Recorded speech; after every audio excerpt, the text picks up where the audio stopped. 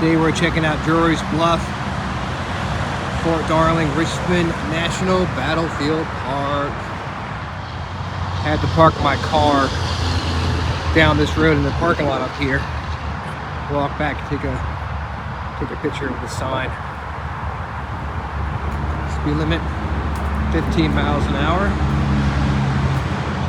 It's right by the highway. That's 95 over there. About information about the battlefield and different battlefields around the area. I live right there, close to it, close to Cold Harbor. Chickenomy Bluff, that's actually the name of my apartment complex. Beaver Dam Creek. So we're down all the way down here, and I live up in this area at Mechanicsville.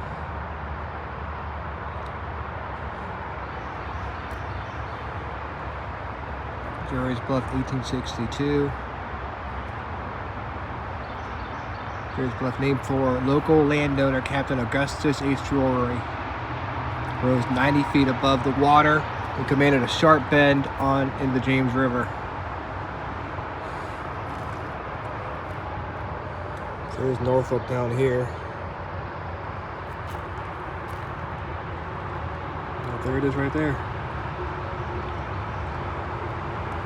May 15th, the Union Army approached White House Landing as it continued its march on Richmond. General Joseph E. Johnston ordered the Confederate Army to fall back across the Chickahominy River.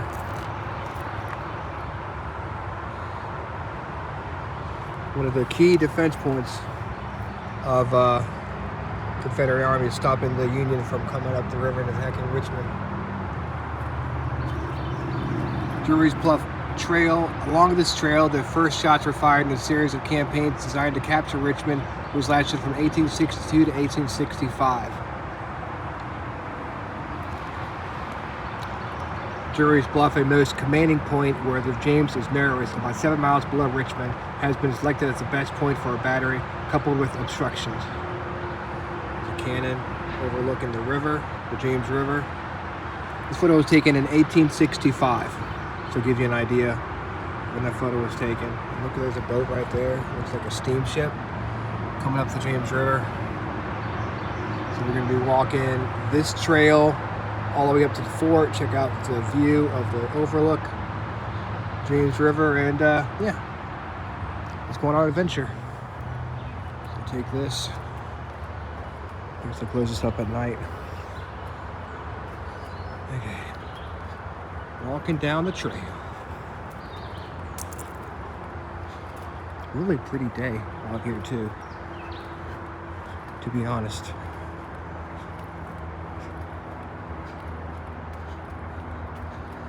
Nice and cool, being in the shade.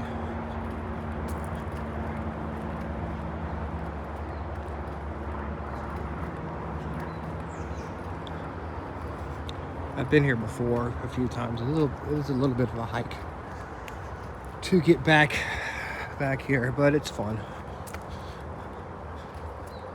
If you're in the area, definitely come and check it out. Follow the sign into the woods, off the pavement and onto the gravel. Nice bench if you get tired and want to sit down. I'm coming up to a little bridge here, crossing a creek. A fence going across the, I guess, to keep people from trespassing it during the after hours. But looks like someone cut a hole in the fence down there, so not want to fix that. But there's the creek here. Come across over here, and there it is. Really deep creek all the way to Drewry's Bluff up here. We're coming to our first sign here.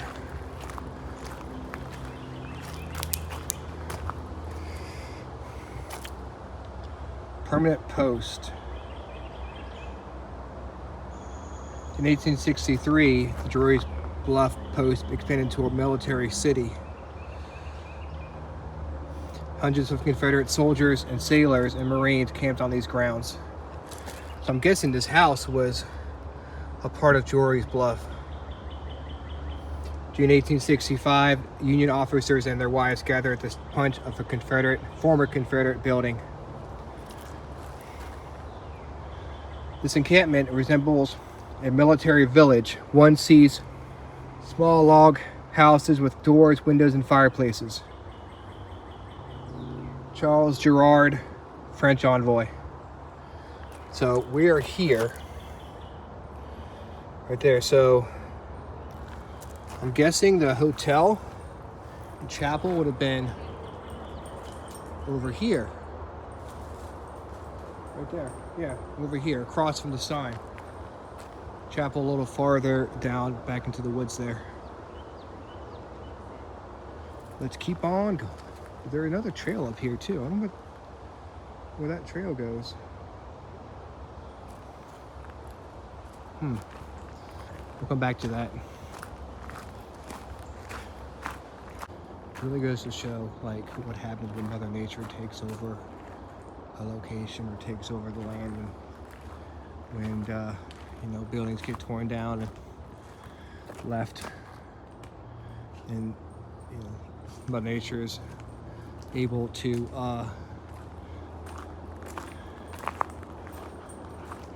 got a friend here. There you go, see? Able to really take over again, you know? And this is all used to be buildings over here. Now it's all trees. So I'm making our way to our second sign here. This is where the chapel was. Chapel? Chapel. I'm thinking steeple and then chapel, so I call it chapel. Little White Chapel that stood here, over here, right here, was built by soldiers of the garrison and held 150 people. Different ministers came from Richmond each week to preach. A small burial ground was located just 50 yards beyond the chapel. So there are bodies buried here. You are now standing near the steeple of the chapel, looking towards the small cemetery in the image in the foreground of the image. So here's the cemetery right there.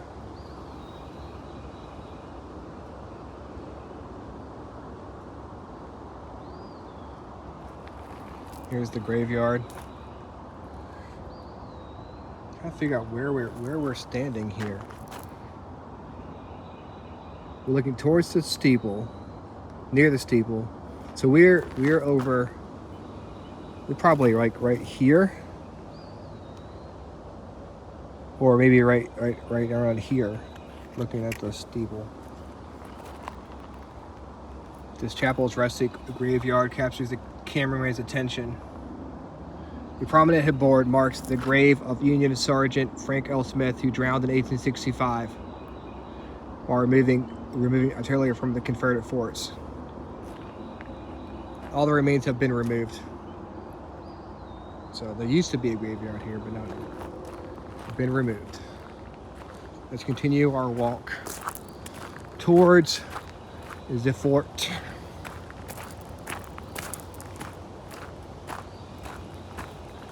This is all that remains of the fort. It's here. Following the path here. Look to my left, I'm seeing another sign. So I'm going to walk off the path and come over here to this marker.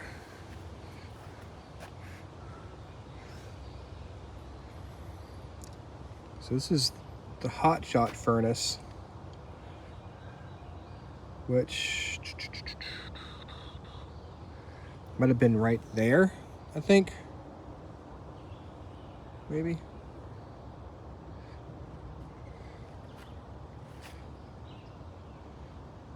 Furnaces for heating shot are erected at the forts on the sea coast. These furnaces are hold 60 or more shot, the shot being placed in the furnace cold.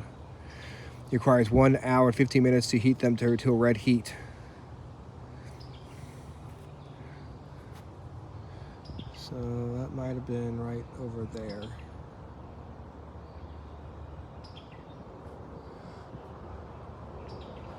Go back on the path here. Follow it around. I think right now we're inside Fort Darling, or what was once Fort Darling.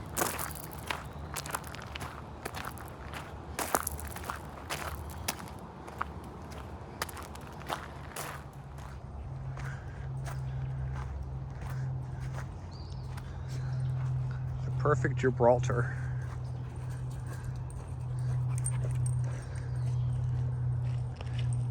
After the repulse of the U.S. Navy on May 15, 1862, at Drewry's Bluff became famous as a tangible symbol of Confederate resistance. So they have these bunkers built into the walls here, the mounds of dirt over here. Drewry's Bluff is a perfect Gibraltar. It can never be taken by gunboats. Henry L. Graves, 2nd Georgia Battalion.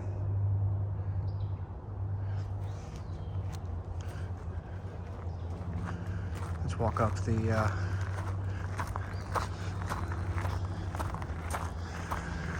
hill here. We'll cross the bridge. Here is an overlook of the fort.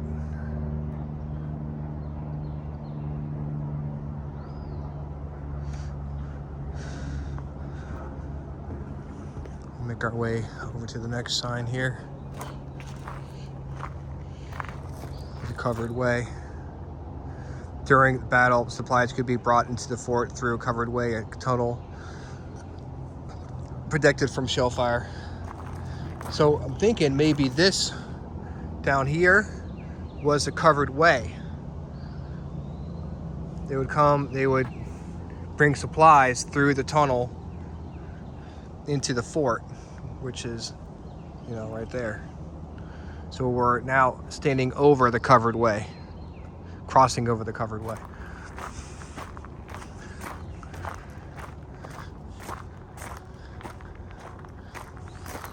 We're now walking along the outer edge of the fort. So right now we're actually on top of the fort. I guess on walking around the fortifications, the wall of the fort. I am not a historian. You know, I'm pretty much just winging it here. So I could be completely wrong about where I am right now. Looks like there's another path here, which I don't really want to go down there, but I wonder what's down here.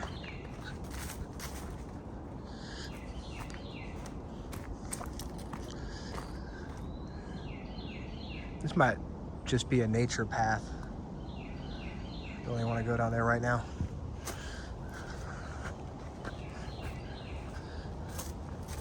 I'm sure there are lots of like little small trails you can go down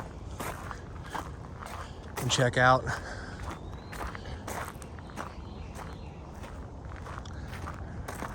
But today I'm just going to hang out here at the fort. All right, so now we're making our way to my personal favorite part of the fort. First, we got to go down these steps here, go down this ramp, or yeah, steps.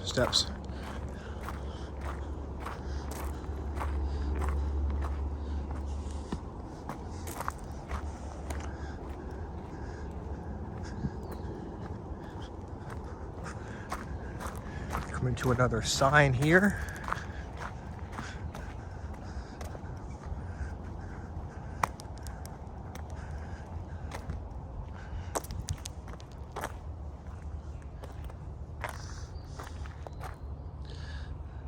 Immediately after the battle, men of Chesterfield County's own Southside Artillery, along with others, worked to strengthen the fort. The section before you was likely their first project. Eventually, the earthworks around you formed an enclosed fort. armed with as many as 8 large guns. Although the defenses at Drewry's Bluff became more and more powerful, the fort never fired another shot in anger. So they had back up a little bit. So they had the battle, but after, and they were like, oh, let's make this super strong. We're going to build up this fort and make it almost impenetrable, but they didn't ever have to fire another shot. They never used the fort again. This 1865 photograph was made from where you now stand. So right here, this is the mound of earth that this fortification, I can't think of the word, but this shelter was put in. The 1865 photograph was made from where you now stand. The Union soldier rests in the doorway of a bomb-proof. So the bomb-proof would have been right over there. That provided shelter during heavy bombardment. The fort's well and hand pump are visible in the foreground. The bomb-proof and well have long since collapsed, and the gun position to the right now stands vacant.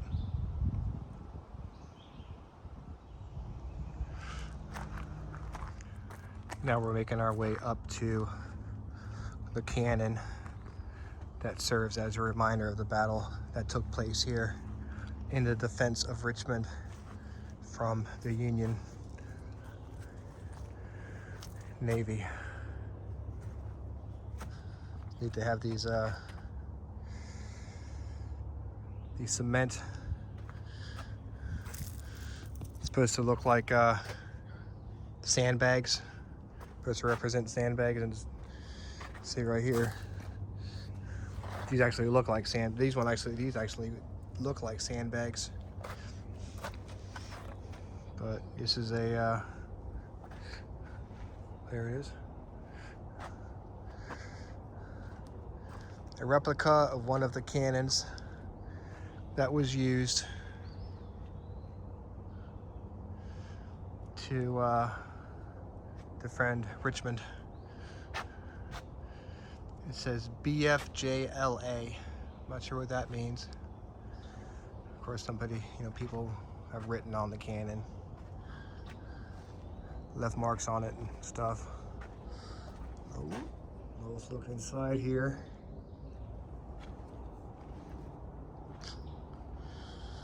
With 1862 written on the side. Really neat.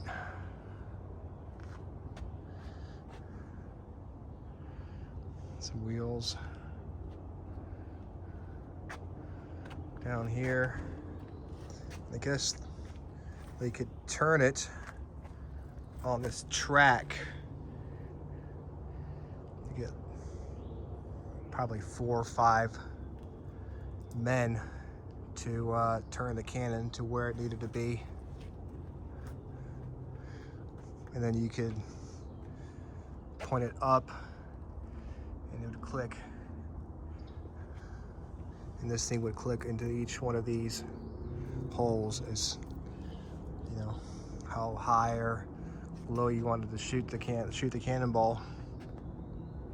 I'm guessing you stood back here and you pushed it around to wherever you want it to be, and then you turn this crank right there to aim the cannon as far as how high or how far you want to shoot the cannon, far away or up close, So it's pretty neat. All right, guys, for the last bit of our trip to Drewry's Bluff, I'm going to show you the piece de resistance. The incredible view we have up here of the James River.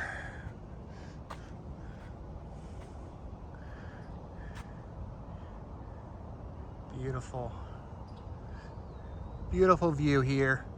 Looks like there's a boat coming up the river here. I can't really zoom in right now, but there's a boat coming down the river.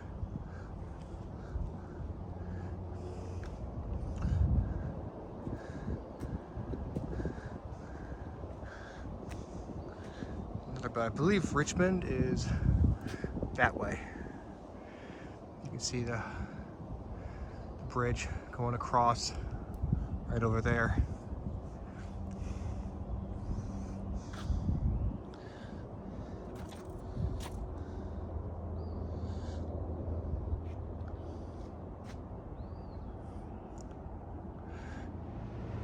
It was one of those warm, muggy days, which shut up closely as we were, made ventilation very difficult.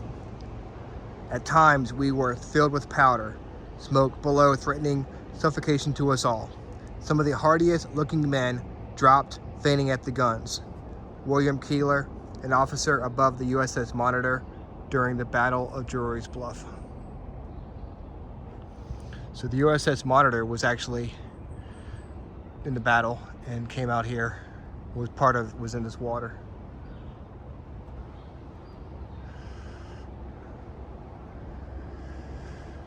Check out this path here. I was actually heading back to my car, but let me walk up this path here off the main path behind me. So I saw a sign up here. We'll see what the sign actually says. Gotta watch where I'm going because there's a bunch of roots sticking up here.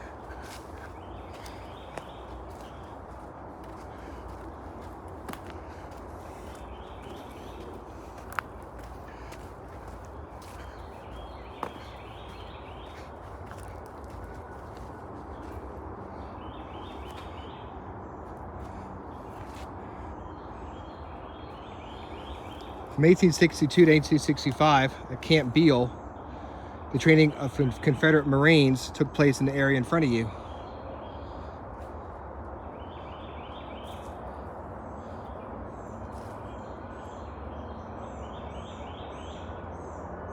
Lloyd J. Beale was an 1830 graduate of the U.S. Military Academy. He fought in the Black Hawk, Seminole, and Mexican Wars before rising to rank of major. So Camp Beale was right in front of us. That's interesting. That's where they did all their training. Very cool. Let's see where this trail leads.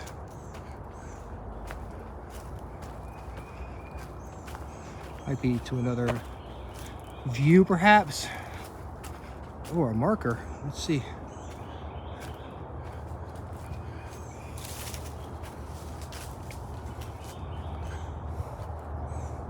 Let's walk around here. It's the marker for Fort Darling.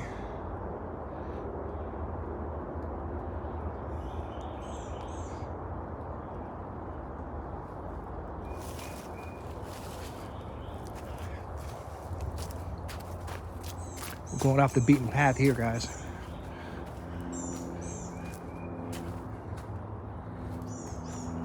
It says danger, steep drop off. Stay away from edge of bluff. There's that steep drop off.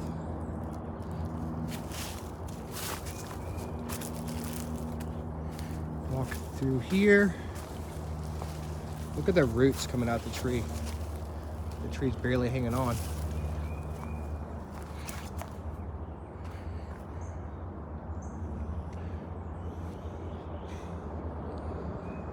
Look at that. Step back here. Definitely don't want to be falling down there. It's a long drop. So let's go back through the trees here. Find our way back to the path. Surprised this sign is pointing this way. This should be turned around. I'll bet there you used to be able to have access from over here, I'll bet. And you could just walk up to the sign here. Just because it's weird, it's facing this way. And there's a fence right here. That's strange. All right. Let's go back to the path and head back to the car. Okay, so we're almost to the parking lot here. Hope you guys enjoyed the video. If you're in the area If you like history, you're into Civil War history, this is definitely a fun place to visit. There's plenty of exercise, walking around the fort, walking through the fort. And there are probably some trails I didn't even go on.